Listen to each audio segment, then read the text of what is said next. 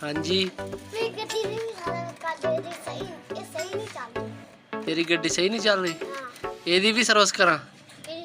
तेरी गड्डी दी सर्विस करदा वा पहले तेरी ना करदा सर्विस जाओ खेडो उधर काम करन दो सानू ले जा परे ये की कर रहे हैं ये सारा पा रहे हैं गड्डी ओए स्नैन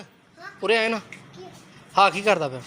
गड्डी साफ करदा पे गड्डी साफ करदा पे ते सुथन क्यों पाड़ी है सुथन पाड़ी फिरदा कर सुथन पाड़ गई गड्डी ने की कीता तेन सुथन पाड़ दी तेरी तो